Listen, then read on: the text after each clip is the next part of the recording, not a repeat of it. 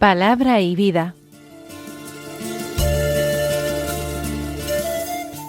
Con el padre Manuel Horta, desde Sevilla.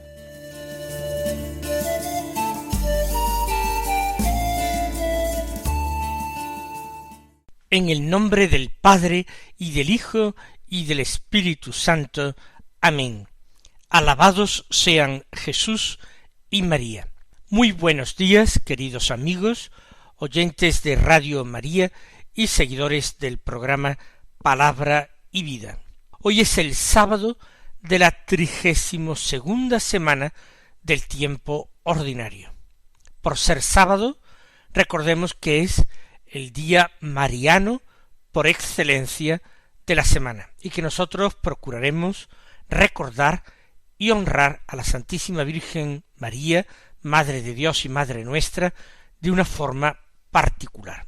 Pero hoy es también 15 de noviembre. En este día la Iglesia celebra la memoria de San Alberto Magno, un santo medieval, gran intelectual, un santo que es el patrono de los científicos y que nos ayuda a derribar ese viejo mito de que la Edad Media fue una época de oscuridad, cuando fue una época realmente brillantísima en todas las disciplinas intelectuales y desde luego en la vivencia y en la confesión de la fe.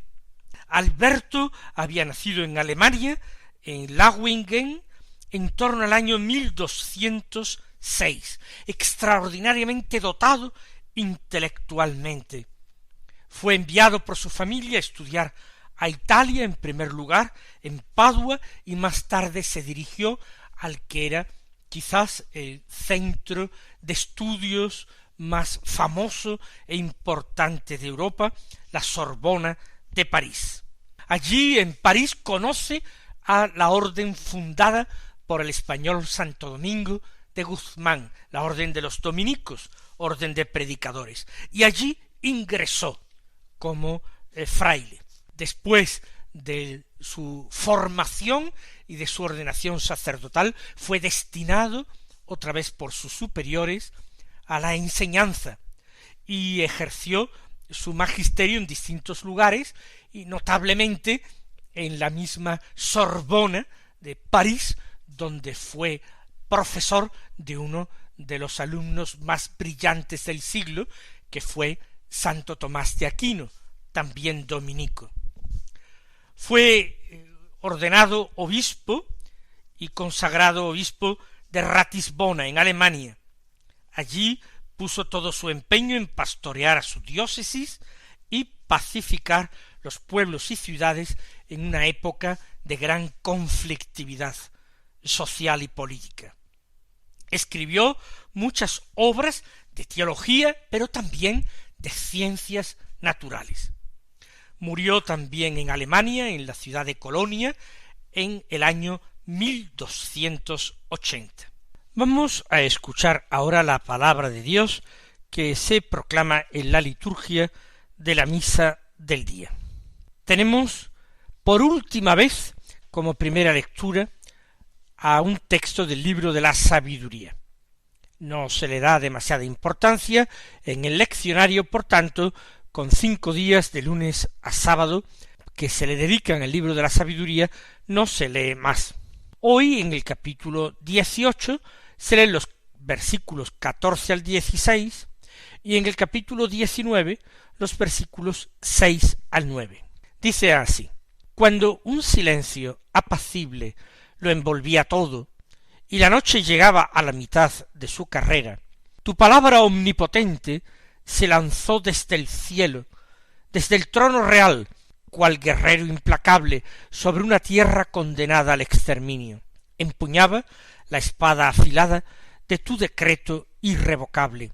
Se detuvo y todo lo llenó de muerte mientras tocaba el cielo, pisoteaba la tierra. Toda la creación obediente a tus órdenes, cambió radicalmente su misma naturaleza para guardar incólumes a tus hijos. Se vio una nube que daba sombra al campamento, la tierra firme que emergía donde antes había agua, el mar rojo convertido en un camino practicable, y el oleaje impetuoso en una verde llanura, por donde pasaron en masa los protegidos por tu mano, contemplando prodigios admirables. Pacían como caballos y retozaban como corderos, alabándote a ti, Señor, su libertador.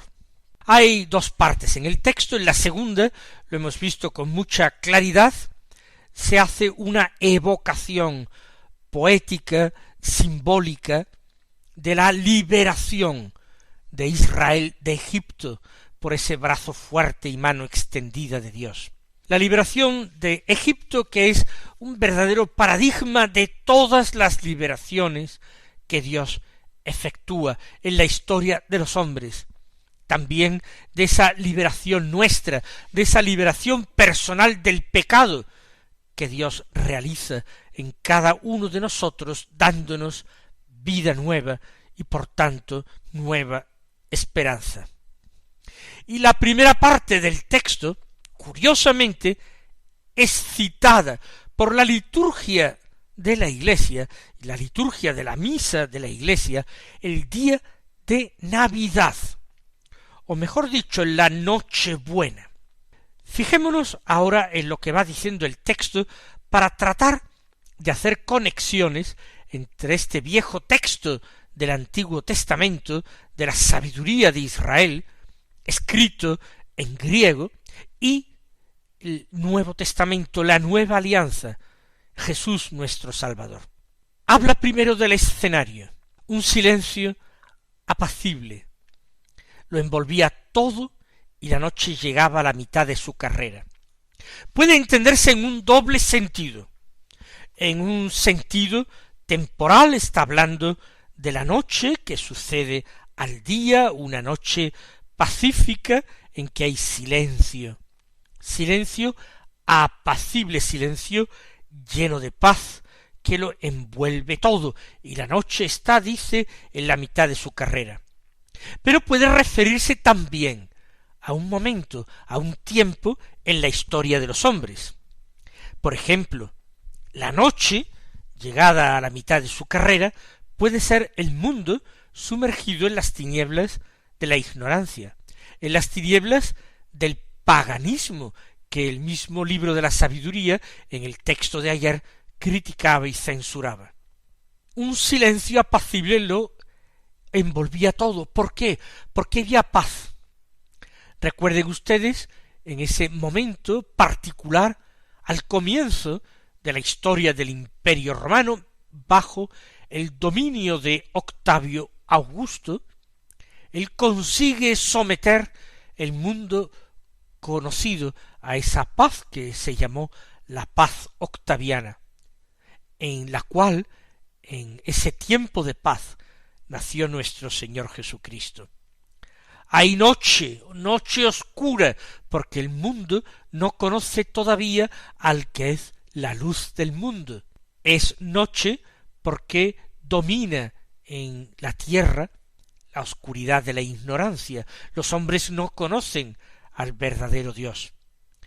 Pero hay paz. Se ha producido el silencio, no entrechocan las armas de guerra.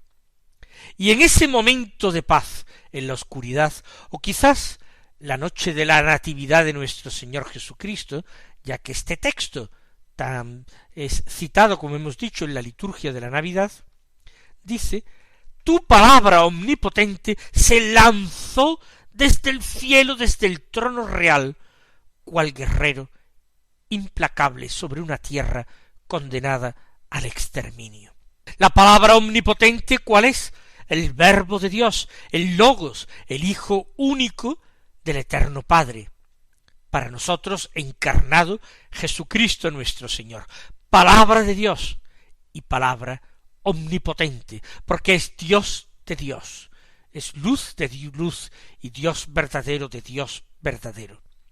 Esa palabra se lanza desde el cielo, se precipita desde el cielo, desde el trono real, porque en el cielo no estaba en cualquier lugar, como los ángeles, querubines o serafines, sino que en el cielo ocupaba el trono real, que no es otro que el trono de Dios, el trono de la Trinidad Santísima.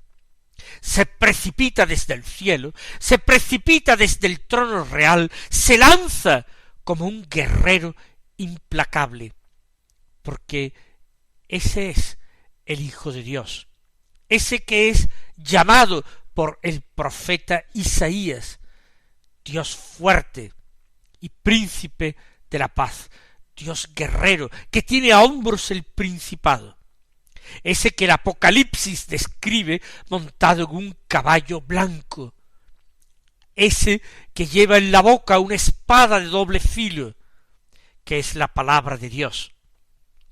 Ese es el guerrero implacable, es príncipe de la paz, pero al mismo tiempo viene armado con la espada del Espíritu, que es la palabra de Dios, para proclamarla, porque Él es el Verbo, es la palabra, y viene, se precipita sobre una tierra condenada al exterminio, porque está condenada por sus pecados, por su ignorancia, por su oscuridad. Ahí está el motivo por el que la liturgia de la Navidad cita este texto, ve en esta palabra omnipotente, en esta sabiduría que se lanza desde el cielo a una tierra condenada al exterminio, ve el nacimiento del Hijo de Dios. Sigue diciendo: empuñaba la espada afilada de tu decreto irrevocable. Esa espada afilada, espada de doble filo, que entra hasta lo hondo del corazón humano, hasta las junturas, entre la carne y los huesos, hasta la médula, esa espada es la espada de la palabra, del decreto irrevocable de Dios. Un decreto que es salvación para los hombres, porque llegado el momento oportuno, llegada la plenitud de los tiempos, Dios hizo salvación del género humano por medio de ese Hijo único Jesucristo, encarnado en el seno de la Virgen María, de la Virgen Madre. Empuñaba esa espada afilada con un decreto irrevocable, lleno de salvación. Se detuvo y todo lo llenó de muerte, mientras tocaba el cielo, pisoteaba la tierra. ¿Cómo es que lo llenó de muerte, si él mismo era la vida de los hombres? Si en la palabra estaba la vida, ¿cómo lo llenó de muerte? Porque esta palabra es juez, porque a esta palabra, a este verbo, se le ha dado el poder de juzgar, y todo lo que encuentra en la tierra lo encuentra reo de muerte, lo encuentra culpable, pero él va a asumir esa muerte. Por eso él encuentra el mundo lleno de muerte, la muerte que él va a aceptar, asumir, para que los hombres, sus hermanos, no tengan que sufrirla, para que ellos sean salvos. Él se mantenía en contacto con Dios, tocaba el cielo, pero pisaba la tierra. Él era verdadero Dios que tocaba el cielo, pero verdadero hombre que pisaba la tierra. Toda la creación, añade el autor del libro de la sabiduría, obediente a tus órdenes, cambió radicalmente su misma naturaleza para guardar incólumes a tus hijos. ¿De qué está hablando el libro de la sabiduría? Pues que Dios se ha decidido a obrar la salvación de los hombres de veras, que va a poner toda la creación, todo el universo, al servicio de sus planes de la creación, y que toda la creación es obediente a sus órdenes. Él podrá cambiar momentáneamente con sus signos de salvación las leyes inmutables de la física, de la química. Él cambia radicalmente la misma naturaleza para guardar incólumes a tus hijos, para guardarlos sin peligro, sin daño, sin herida. Todo se pone al servicio de la salvación de los hombres. Dios lo pone al servicio de la salvación de los hombres, incluso cambiando la naturaleza de las cosas y sus leyes. Y ahora se describe como ejemplo de esa salvación, la salvación de Israel, su salida de Egipto, el éxodo. Se vio una nube que daba sombra al campamento. Así lo describe el libro del Éxodo. El campamento de Israel queda oculto a los ojos de sus enemigos. La tierra firme que emergía donde antes había agua, el mar Rojo, convertido en un camino practicable. Es el paso del mar Rojo, dice, hay tierra firme, donde antes había aguas infranqueables, y el mar Rojo se convierte en un camino para que pasen los hijos de Israel. No vemos hasta qué punto cambió radicalmente la misma naturaleza de la creación para guardar incólumes a tus hijos. Y ahora Dios bendice las aguas para que en ellas los hombres encuentren muerte para el hombre viejo, pero renazcan como criaturas nuevas, como hombres nuevos para Dios, para hijos de la bendición, no para hijos de la maldición. El oleaje impetuoso se convierte en una verde llanura por donde pasaron en masa los protegidos por tu mano, contemplando prodigios admirables. Y lo que Dios realiza en el Antiguo Testamento lo realiza de una manera más admirable y sorprendente aún en esa salvación definitiva de Jesucristo. Ese sacrificio de la nueva alianza que no necesitará repetirse porque es perfecto. Pacían como caballos, retozaban como corderos, los que habían sido salvados, alabándote a ti, Señor, su libertador. Y a eso estamos llamados nosotros, a saltar, a brincar, a retozar, a alimentarnos como corderos, como caballos, despreocupados de cualquier asunto grave e inquietante, libres, felices, alabándote a ti, Señor libertador. Este es el último mensaje del libro de la sabiduría. Esta es la gran esperanza del creyente. Para nosotros se convierte, a través del libro de la sabiduría, en la gran esperanza cristiana, que ella nos abra de nuevo a la alabanza y a la bendición de Dios, a vivir seguros, sin temor, a sentirnos protegidos por Dios, que cambia el universo entero y lo pone al servicio de su plan de salvación.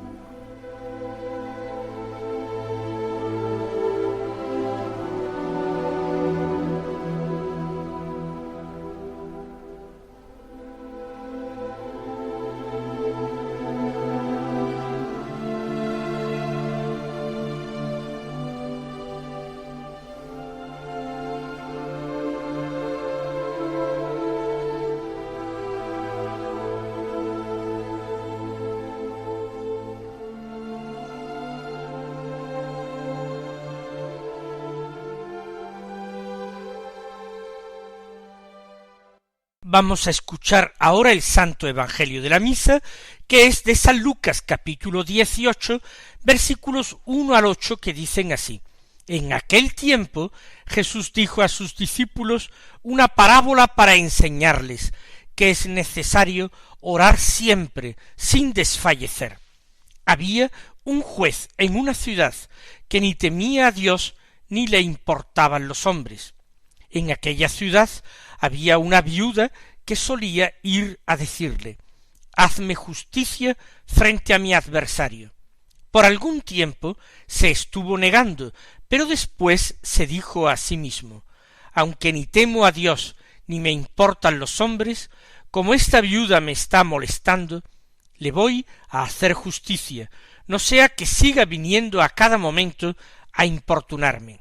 Y el Señor añadió: fijaos en lo que dice el juez injusto. Pues Dios no hará justicia a sus elegidos, que claman ante él día y noche, o les dará largas. Os digo que les hará justicia sin tardar.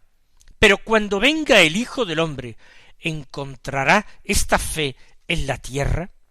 Jesús, en este Evangelio de San Lucas, que es el Evangelio de la misericordia, pero es también el Evangelio de la oración, imparte a sus discípulos una enseñanza sobre la oración. Les narra una parábola para enseñarles que es necesario orar siempre sin desfallecer. Por tanto, la enseñanza que Jesús trata de transmitir a sus apóstoles y a nosotros, sus discípulos, hoy, es la perseverancia en la oración. No dejarlo nunca, cueste lo que cueste, pese a quien pese, aunque tenga que morir en el empeño, no abandonar la oración. Orar siempre. Algunos piensan que lo ideal es orar muy bien y creen que orar muy bien es orar con mucha satisfacción propia y muchos gustos espirituales. Pero orar bien es orar siempre, es orar sin cansarse, sin desfallecer, sin desanimarse. Y la parábola habla de un hombre malvado, es un juez inicuo, es un juez que no teme a Dios, y es un juez a quien no le importan los hombres, y eso que por su oficio tiene que impartir justicia. Ni le importan los hombres, ni teme a Dios. Y hay una viuda pobre que pide justicia frente al adversario. Quizás es una mujer atropellada después de la muerte de su marido, que padece indefensión y que recurre directamente al juez para pedir justicia. Y éste se la niega. Se la niega porque es un malvado, porque se desinteresa del clamor de los atropellados. Pero al final, dice Jesús, por interés propio se dice, aunque a mí no me importan ni Dios ni los hombres, esta mujer me está dando la lata, viene continuamente aquí con sus reclamaciones. Le voy a hacer justicia para que no siga viniendo a darme la lata. Ese es el juez injusto, que hasta se deja vencer por la insistencia de la petición. Y dice Jesús, ¿y Dios no hará justicia a sus elegidos? Él, que es bondad infinita, justicia perfecta, ¿no hará justicia a quienes se la piden día y noche clamando? ¿Les dará largas? No, dice Jesús, os digo que les hará justicia sin tardar, aunque el tiempo de Dios es distinto del tiempo de los hombres. Pero termina, cuando venga el Hijo del Hombre, ¿encontrará esta fe en la tierra? Se está apagando la fe, se enfría la caridad. Vamos nosotros, queridos hermanos, a encender esta fe y esta caridad en nuestros corazones. Que el Señor os colme de bendiciones y hasta mañana si Dios quiere.